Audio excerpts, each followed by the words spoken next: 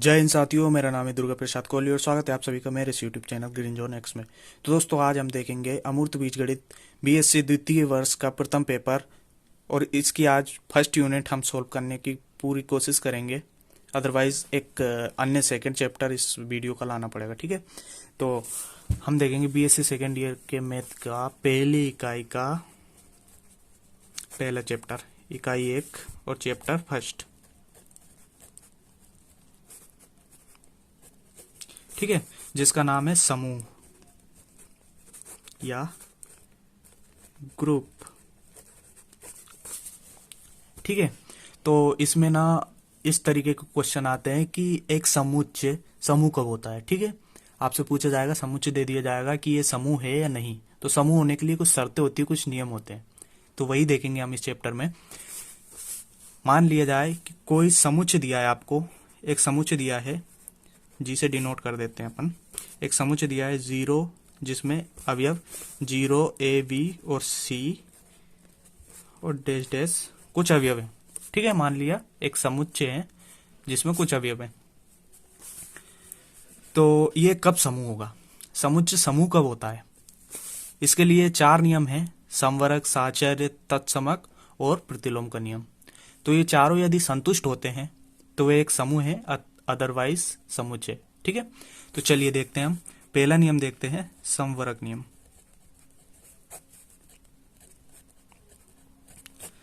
समवर्ग नियम में क्या होता है कि समुच्चय के कोई भी 2 अवयव ले लिए, ए और बी, ठीक है, जो बिलोंग करते हो जी में, समुच्चय में बिलोंग करते हो, तो दोनों का योग जो होगा वो भी जी में बिलोंग करना चाहिए, तो समवर्ग नियम संतुष्ट होता, ठीक है। तो ये तो होगा योग के सापेक्ष, ठीक है, लिख देते हैं हम योग के सापेक्ष। और गुणन के सापेक्ष भी होता है इसका, तो साथ में समझते चलते हैं, आपको बाद में दिक्कत नहीं आएगी। गुणन के सापेक्ष क्या होगा ये नियम? इसमें भी सेम रहेगा कि 2 अवयव दिए होंगे जो जी में बिलोंग करते होंगे, समुच्चय जी में बिलोंग करते होंगे, ठीक है। तो दोनों का गुणा जो है वो भी जी में बिलोंग करना चाहिए, तो यहाँ पे समवर्ग नियम संतुष्ट हो जाएगा, ठीक है। जो सेकंड होता है वो होता है साचर्य नियम।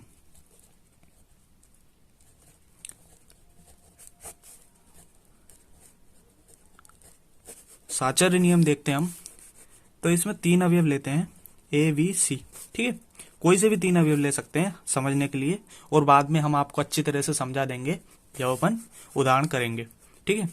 तो तीनों अवयव यदि समुच्चय जी में बिलोंग करते हैं तो ए प्लस बी को जोड़कर उसमें सी जोड़ दिया जाए, या फिर ए में बी प्लस सी को जोड़ दिया जाए, तो दोनों का बराबर आता है, योग जो है बराबर आता है, ठीक है। ये होगा योग के सापेक्ष। और गुणन के सापेक्ष क्या हो जाएगा कि ए बी सी दोनों जी में बिलोंग करते हो, समुच्चय जी में, तो या तो A dot B dot C कर दो, ठीक है, या फिर A dot B dot C कर दो।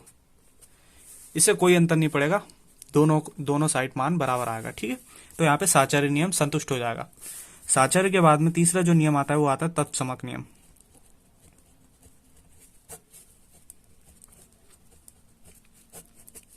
तत्समक नियम में क्या होता है कि एक तत्समक अवयव मान लिया 0 ले लिया, ठीक है, और ए दोनों ही समुच्चय जी के अवयव हैं, दोनों ही जी में बिलोंग करते हैं, ठीक है। तो यदि ए जोड़ दिया जाए 0 में तो कोई डिफरेंस नहीं आएगा, ठीक है। इसी प्रकार 0 को ए में जोड़ दिया जाए तो भी डिफरेंस नहीं आएगा, वही आएगा ए ही, ठीक है। इसी प्रकार गुणन के लिए होता है कि यदि 1 का डॉट किया जाए ए के साथ या ए का डॉट किया जाए 1 के साथ, दोनों का गुणा किया जाए तो मान बराबर ही आएगा, ए ही आएगा मान, ठीक है। यहाँ पे तत्समक नियम संतुष्ट हो जाएगा। अब जो लास्ट हमारा नियम बचता है वो होता है प्रतिलोम नियम।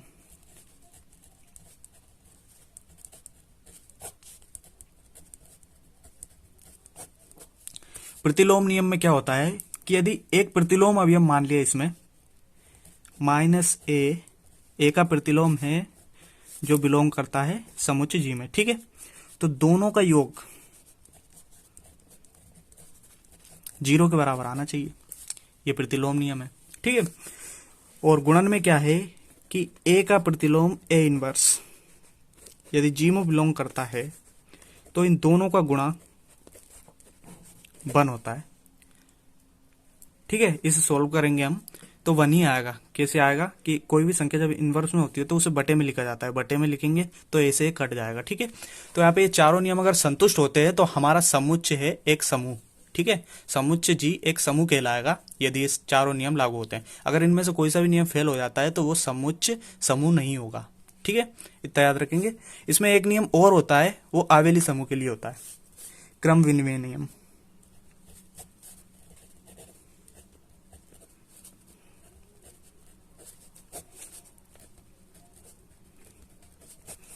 क्रम विनिमय नियम ये आवेली समूह के लिए होता है कि जब आपका प्रश्न इस प्रकार से आता है कि सिद्ध कीजिए कि कोई समुच्चय आवेली समूह है, तो वो उसकी शर्तों के लिए 5वां नियम लागू होता है, ठीक है।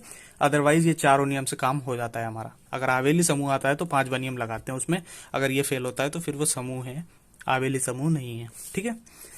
तो इसमें क्या होता है, a प्लस बी किया जाए या b प्लस ए किया जाए, दोनों बराबर होना चाहिए, ठीक है। दोनों को कैसे भी जोड़ दिया जाए बराबर आना चाहिए। यही गुणन के सापेक्ष हो जाएगा। a और b समुच्चय जी के अवयव हैं तो a इंटू बी किया जाए या b इंटू ए किया जाए बराबर आना चाहिए।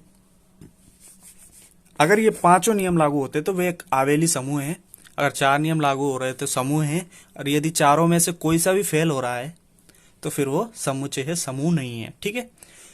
और आपको अच्छी तरह से समझने के लिए हम उदाहरण करेंगे। आपके दिमाग में अभी भी कुछ प्रश्न होंगे तो हम उदाहरण करेंगे, उससे आपका माइंड फ्रेश हो जाएगा, एकदम क्लियर हो जाएगा आपके सामने कि समूह क्या होता है और कैसे होता है। ये चारों नियम आपको अच्छी तरह से समझ में आ जाएंगे। तो ठीक है, आपकी स्क्रीन पे लगा दिया गया है पहला उदाहरण, तो आप वीडियो को पॉज करके उदाहरण पढ़ लीजिए अच्छी तरह से, प्रश्न को पढ़ लें।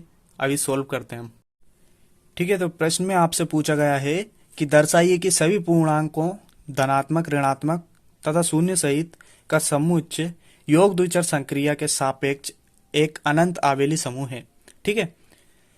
तो पूर्णांकों का समुच्चय ले लेते हैं हम, ठीक है। जी से डिनोट कर देते हैं इसे। पूर्णांकों का समुच्चय ले लेते हैं -4 डैश डैश से अनंत से, क्योंकि पूर्णांक तो कितने भी होते हैं, -3 -2 -1 0 1 2 3, ठीक है। इतने में काम हमारा हो जाएगा। तो हमें दर्शाना है कि एक समूह है, ठीक है। तो देखते हैं चारों नियम संतुष्ट होते हैं कि नहीं होते हैं। पहला नियम लगाएंगे समवर्ग नियम,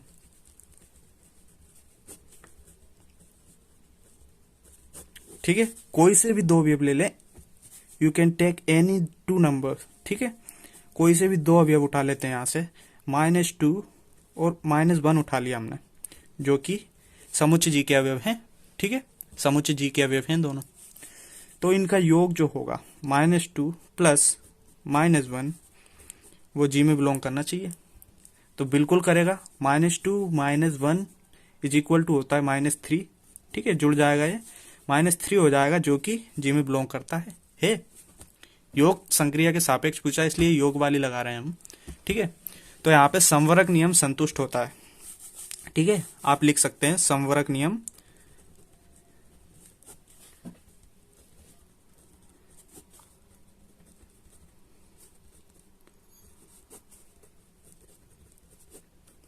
संतुष्ट होता है, ठीक है।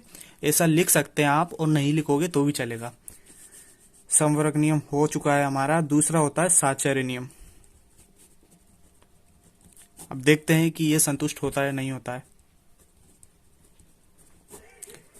साहचर्य नियम के लिए 3 अवयव ले लिया हमने कोई से भी, ठीक है। प्लस वाले ले लेते हैं, आसानी होगी। 1 2 और 3 अवयव ले लिए जो कि जी में बिलोंग करते हैं, ठीक है। साहचर्य नियम में योग संक्रिया के सापेक्ष तो जोड़ते हैं, ठीक है। 1 + 2 कर देंगे, +3 कर देंगे, या 1 + 2 + 3 कर देंगे। तो कितना हो जाएगा, 2 और 1 3, 3 और 3 6, और इधर भी 6 ही होगा। ठीक है, कोई अंतर पड़ा नहीं पड़ा। ठीक है, तो ये भी यहाँ पे संतुष्ट होता है।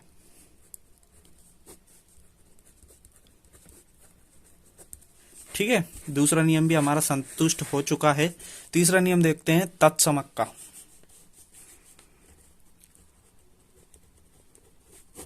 तत्समक नियम। तत्समक नियम में क्या हो रहा था कि 0 बिलोंग्स टू G और 1 बिलोंग्स टू G। ठीक है, कोई भी दो वेव ले ली हमने, एक 0 भी है इसमें। तो ऐसा अवयव देखते हैं तत्समक ऐसा होता है जो अवयव दूसरे अवयव में जुड़ने पे कोई डिफरेंस नहीं देता। ठीक है, कोई अंतर नहीं आएगा। यदि इसमें 1 जोड़ दिया जाए तो भी 1 रहेगा। ठीक है, या 1 में 0 प्लस कर दी जाए तो भी 1 रहेगा। ठीक है, कोई डिफरेंस नहीं आएगा। तो यहाँ पे तत्समक भी संतुष्ट होता है।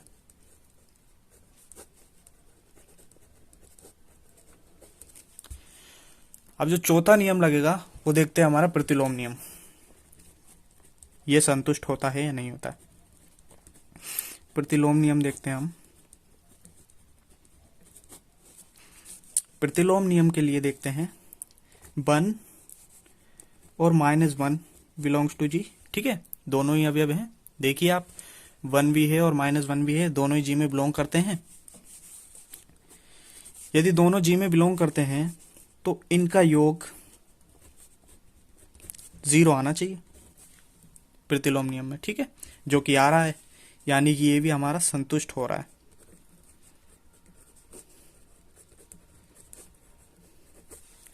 ठीक है, अब इतना तो हमें पता लग गया कि चारों नियम लागू हो रहे हैं, तो ये एक समूह है, समुच्चय नहीं है। ठीक है, समुच्चय तो है, साथ में एक समूह भी है। चारों नियम लागू हो रहे हैं तो ये एक समूह है। प्रश्न में पूछा है आवेली समूह।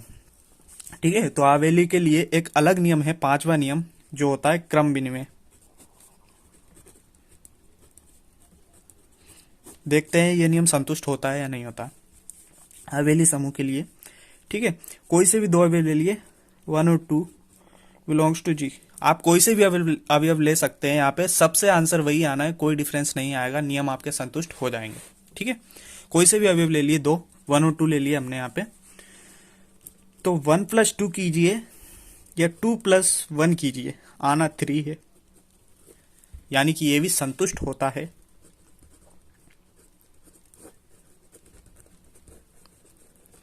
ठीक है, ये भी संतुष्ट हो रहा है यहाँ पे, तो इसलिए यहाँ पे लिखेंगे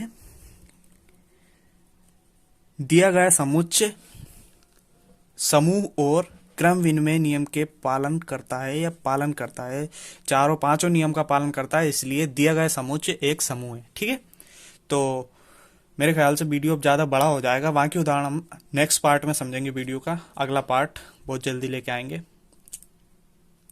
तब तक के लिए बाय बाय। और वीडियो अगर अच्छा लगा हो तो चैनल को लाइक कीजिए, सब्सक्राइब कीजिए और अपने दोस्तों के साथ शेयर कीजिए।